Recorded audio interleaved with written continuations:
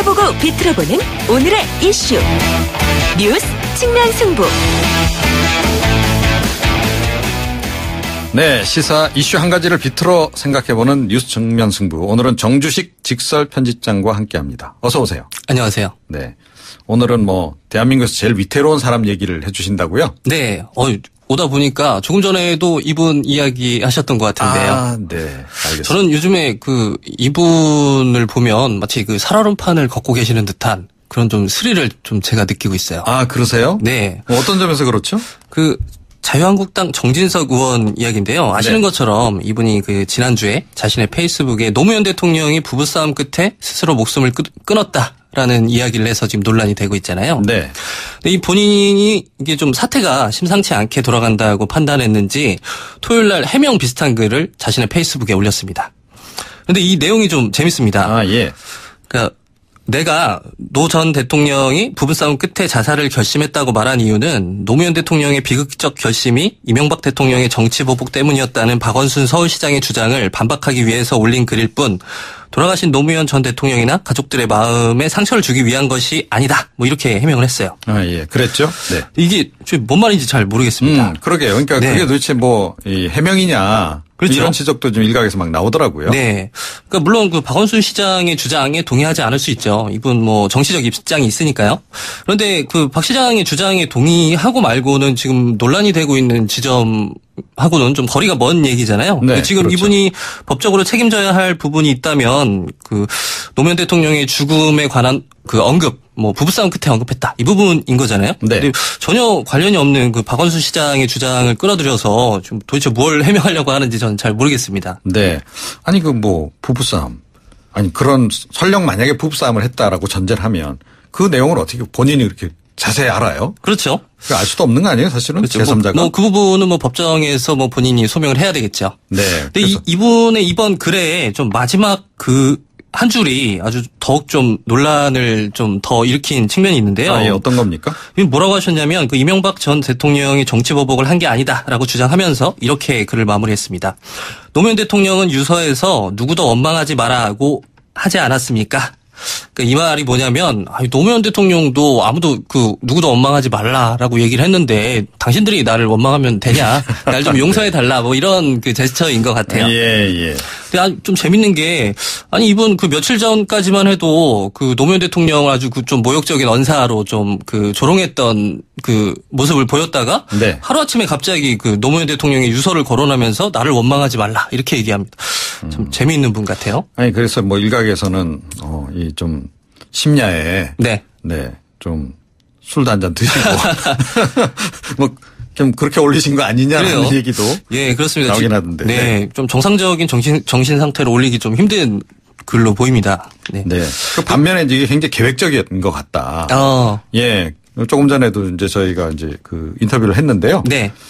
더불어민주당 쪽에서는 굉장히 그렇죠. 이게 좀 작전에 의해서 나온 것으로 이렇게 또 보시더라고요. 좀 그런 좀 개연성을 또 유추할 수 있는 부분이 뭐냐면 이 정진석 의원이 또 이런 발언을 한 이후에 또 장제원 의원이 같은 당의 장제원 의원이 이런 또 발언을 하셨어요. 노무현 대통령은 성역인가라고 물으면서 보수 진영 대통령들을 조롱하고 박해할수록 자신들 진영의 전현직 대통령에 대한 막말과 비난은 더욱 심해질 수밖에 없다는 것을 알아야 한다. 이제 그만하자. 할 일이 너무 많다라고 했는데요. 네. 요 두 분이 다 친이계로 분류되는 분들이잖아요. 아, 그렇죠. 네.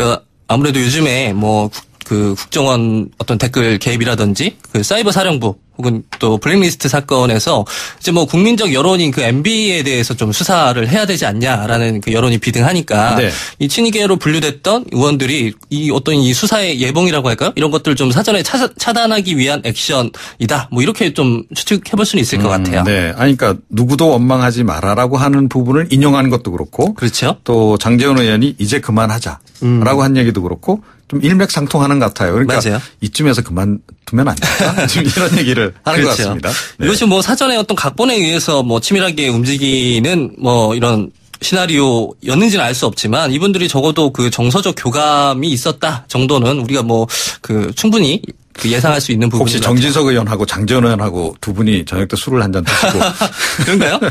술자리에서 이렇게 한번 해볼까? 있겠네요. 이런 얘기를 또 나눈 거 아닐까요? 네. 안 그래도 장제원 의원 요즘 좀 술이 좀 많이 땡기실 텐데 두 분이 또 한잔 하셨을 수도 있겠네요. 아, 예. 네. 모르겠습니다. 이분 근데 참 요즘에 좀 조용히 좀 계실 법도 한데 좀 이렇게 꼭 한마디씩 이렇게 하세요. 굉장히 좀 의연하신 분이다. 좀 뭐 이렇게 좀 칭찬을 해드리고 싶네요. 예. 그럼 앞으로 어떻게 될까요? 아, 그러게요. 저는 이번 정 의원이 용서받을 수 있는 기회를 좀 스스로 날려버린 게 아닌가 이런 생각이 듭니다. 영화 밀양 혹시 보셨나요? 아, 예. 봤죠? 전도연 씨가 주연으로 등장하는 영화죠. 이 영화에 보면 이런 장면이 있어요. 그 주인공 전도연 씨가 그러니까 자신의 아이를 유괴해서 살해한 범인을 용서하기 위해서 큰맘 먹고 찾아갑니다. 교도소에 찾아가서 이분을 범인을 만났는데 이 범인이 전도연 씨에게 이런 말을 전합니다. 저는 아주 마음이 홀가분합니다. 이미 하나님을 영접하고 용서받았거든요. 그러니까 이 말을 들었던 전도연 씨가 자기는 용서하려는 마음으로 찾아갔었는데 이 맞아요. 말을 듣고 이제 용서를 끝까지 하지 못하죠. 네. 저는 정진석 의원의 이번에 노무현 유서 인용이 마치 이 살해범이 하나님을 인용했던 방식과 굉장히 닮아 있다고 생각하거든요. 아, 예. 이런 거죠. 그러니까 노무현 대통령이 누구도 원망하지 말라고 했는데 너희가 감히 나를 원망할 수 있어? 나는 제3자에 의해서 이미 나는 원망 받지 않을 수 있는 그런 면접을 얻었는데 너희가 그러면 안 되라고 이야기를 하는 거죠.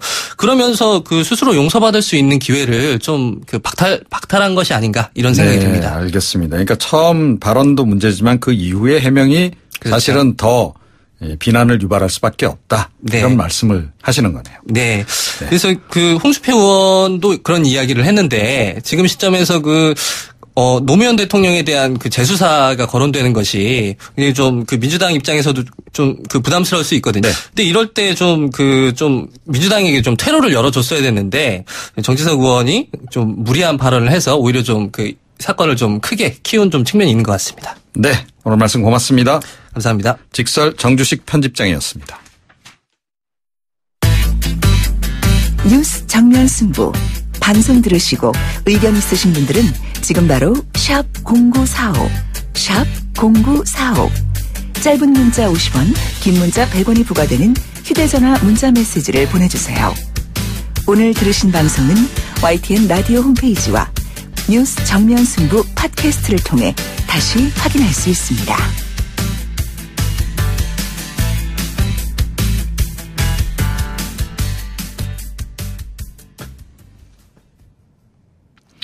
네, 가수 김광석 씨의 딸 서연양의 죽음을 둘러싼 의혹. 요새 굉장히 논란이 많이 되고 있죠. 경찰이 수사에 지금 들어갈 것 같은 그런 느낌도 듭니다만 이 가장 큰 의혹은 왜 10년 동안이나 서연양의 죽음이 알려지지 않았느냐. 이 점이 아닌가 이렇게 여겨집니다. 그래서 고 김광석 씨 유족 측 법률 대리인 김성훈 변호사 연결해서 이야기 한번 들어봅니다. 안녕하세요. 예, 안녕하세요. 김성훈 변호사입니다. 네. 이거 지금 영화 김광석 개봉 이후에 얘기가 지금 아주 일파만파 지금 자꾸 이렇게 번지고 있는 그런 상황인데요. 재조사해야 한다. 이런 목소리도 좀 커지고 있고, 김광석 부녀 사망 사건에 대한 재조사, 유족들의 요구, 여기에 당연히 이게 좀 포함이 돼 있는 거죠? 일단 먼저 저희가 고소고발장에 들어간 거는 김서연 양의 죽음에 대한 의혹, 합리적인 의혹에 대한 문제 제기를 저희가 한 것이고, 네. 김광석 씨 사망과 관련해서 일단은 법적으로 공소시효가 완료되어서 그 부분은 차후에 특별법이 발의되거나 이럴 경우에 한해서 수사 가능하기 때문에 예. 지금 저희 본 고소고발장 내용은 포함되어 있지 않습니다. 네네. 그러니까 오늘 이철성 경찰청장도 이 딸 사망 문제는 수사를 할 예정인데 이 김광석 씨 사건 이거는 공소시효가 지나서 당장 수사하기 어렵다 이렇게 밝혔는데 여기에 네. 일단은 동의를 하시는 거네요. 그러니까? 예, 맞습니다. 예, 알겠습니다. 법적으로는 지금 현재 수사 불가능하고 아까도 말씀드렸지만 특별법 발의에 의해서 공소시효가 완료된 사건이라도 명백한 증거라든지 중요한 다른 증거가 발견될 경우에 재수할 수 있다라는 특별법이 만약에 입법 제정된다면 그때는 수사 가능하기 때문에 예, 그때 가서 그때는 저희 고민해 볼 필요가 있지 않나 싶습니다. 네. 예, 경찰이 이제 딸 서연양 사실은 이 사망 당시에도 1차 수사를 한 거 아니겠습니까? 그걸 이제 네네. 다시 이제 수사를 하는 건데 어떤 부분을 집중적으로 좀 점검을 해봐야 한다 이렇게 보시나요? 네네. 지금 많은 보도에도 나왔지만 일단은 아이의 사망 사실이 10여 년이 지나서 이제 밝혀졌다는 것과 그 당시 사망 원인이 관계 수사기관에서 밝혔듯이 급성 폐렴이한 병사라고 하는데 네. 과연 2007년 당시에 만 16세 여자아이가 급성 폐렴에 의해서 병살 정도의 어떤 상황이었는지 그 당시에 조사가 제대로 되었는지에 대해서 저희가 의혹을 제기한 것입니다. 아, 예. 여러 가지 지금 의심스러운 대목에 대해서 지금 네티즌들 사이에서도 거의 수사대 수준으로 지금 여러 가지 얘기들이 좀 많이 나오고 있는데요. 법적으로 네네. 따져볼 부분들 어떤 것들입니까? 일단은 병사와 관련해서는 저희가 법적으로 따진다기보다는 아까 말한 사망 원인과 관련해서 네. 그 당시 예를 들어서 내원 기록이 있다면 내원 기록, 그다음에 언제 발병했는지, 또 발병에 대한 진행 경과 과정에서 어떤 치료가 있었는지, 또 그 사망 당일날 어떠한 증세에서 어떻게 진료가 되었는지, 또 언론 보도에 따르면은 아이가 병원에 이송되었을 때 아마 사망한 상태였다라고 이야기 나오지 않습니까? 네네. 그런 부분, 전반적인 어떤 기본적인 사실관계 부분이 어떻게 정확히 조사되었는지, 그 부분이 일단은 이 사망과 관련해서는 초점이다 생각됩니다. 아, 네, 알겠습니다. 이 사망 시점, 이제 조금 전에 잠깐 언급을 하셨는데요. 그러니까 이 안민석 의원은 119 구급대원에게서 알아본 내용하고 이게 지금 경찰이 발표한 거하고 다르다라고 지금 이야기하고 있는데 어떻게 보십니까, 이건? 그 부분은 조금 바로잡을 수 있는데, 안민석 의원께서 확인한 거는 그때 언론에, 발표하실 때는 병원 관계자, 그 당시 수원에 있는 모 대학병원 관계자에 의해서 아이가 들어왔을 때, 사망한 것을 확인했다 하였고, 구급대원에 의해서 확인했다는 말은 조금 잘못 와전된 것인데, 예. 그 당시에 병원 119 구급대원에 의해서 이송되었으니까, 그 시점에 여자아이가 거의 아주 사망에 이를 정도의 아주 위급스러운 상황에 이송을 했으면 그런 상황을 잘 아는 구급대원이 있을 거니 그분의 어떤 제보를 바란다는 내용이었기 때문에 두 개가 어떤 모순되는 그런 내용은 아닙니다. 예, 알겠습니다. 그 당시에 이제 서현 양이 죽음과 관련해서 그 시점에서 저작권 소송 관련이 좀 진행이 되고 있었고, 그래서 재판부에 이걸 안 알린 것도 좀 이상하다라는 얘기가 좀 나오고 있잖아요. 그 부분도 좀 의혹이 있다고 보십니까? 네, 이거는 지금 언론에서 또 많이 지금 그 부분 저작 인적권이나 이런 거 관련해서 이야기를 하시는데, 저희가 주장하는 건 다시 한번 정리해 드리면, 그 당시에는 어쨌든 대법원 판결이 있었기 때문에 그 판결 자체에 대해서 문제가 있다 없다 이걸 지금 따지는 게 아니고, 네. 소송 계속 중일 때 아이가 사망했고, 그러면 그 당사자가 지금 사망했기 때문에, 그는 재판부나 어쨌든 당사자 측에 알려서 어떤 재판 절차상의 어떤 문제 부분을 정리를 하고 왔어야 된다. 예. 그러면 하지 않았기 때문에 판결이 유유무효냐 이런 논의는 분명히 나오는데, 저희가 그 판결이 무효니까, 저작 인적권이나 이런 게 문제가 있다. 이거는 주장하는 게 아닙니다. 예. 사망 사실을 알리지 않았고, 아까 대법원 판결 났다고 하지 않았습니까? 네. 대법원 판결 내용이 어쨌든, 파기환송 취지로 다시 서울고등법원으로 내려갔었고, 서울고등법원에서는 판결을 하지 않았고, 조정을 통해서 어쨌든 양 당사자가 이 사건 소송을 정리를 하게 됩니다. 네. 그래서 저희가 결국 주장하는 요는 아이가 죽고 난 이후에 대법원 판결이 있었고, 또 대법원 판결에서는 다시 파기환송 취지로 서울고등법원에 내려보냈고, 서울고등법원에서 판결을 받은 게 아니고 조정을 통해서 양측이 정리를 했는데, 조정이라는 것은 양 당사자가 합의를 할 때 서현 양이 살아있다는 것을 전제로 해서 조정에 이른 겁니다. 예. 즉 아이가 만약에 죽었다는 것을 원고 측 중간고법 측이 알았다면 과연 조정이 이르렀겠는가, 조정이 이른 과정에 대한 기망행위가 있었지 않느냐. 이 부분이 과연 판결에 조정 도서에 어떤 영향을 미치냐. 이거는 나중에 수사기관이나 재판부에서 법원에서 판단하면 될 문제인 것이고, 저희는 그 부분을 문제 제기하는 것이지, 예. 저작 인적권이나 저작권 이런 거 누구 거냐, 그런 걸 따지는 건 아닙니다. 네. 알겠습니다.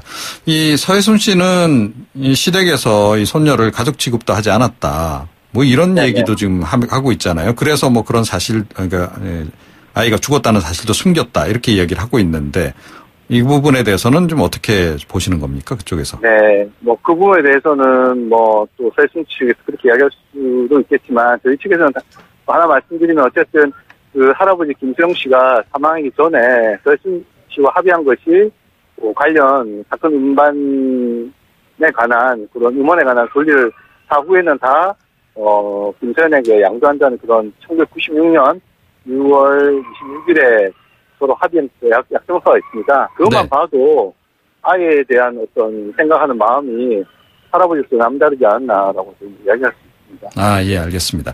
오늘 이제 서해순 씨가 이제 JTBC에 출연해서 자신의 입장을 밝힐 예정이다라고 좀 이야기를 하는데요. 어떤 네네. 얘기를 할 거로 보십니까? 예, 그거는 아마 서해순 씨 측에서도 본인이 하고 싶은 이야기, 또 오해라고 생각되는 부분, 또 본인에 대해서 본인이 그간 할 수 없었던 이야기들을 아마 하실 것 같은데, 누구나 반론권이든 언론에 대한 정정보도 청구가 있기 때문에 충분히 자기 입장을 표명하시리라 저는 생각되고, 네. 그거는 저희가 지켜보면 될 것 같습니다. 아, 예. 예. 서해순 씨 직접 만나보신 적 있으시죠? 아니요, 저는 직접 만나본 적은 없습니다. 아, 직접 만나보신 적은 없이 그쪽 예. 변호사하고는 접촉해 보신 적이 있으신가요? 아니요, 없습니다. 아, 네. 그러시구나. 네네. 그러면 언론 접촉 이전에 변호사님이나 유족 측에게 따로 연락해주거나 이런 거 전혀 없었다는 얘기네요? 예, 전혀 없었습니다. 아, 예. 이 상태에서 민건위에 제소까지 했더라고요. 그 부분은 어떻게 보십니까?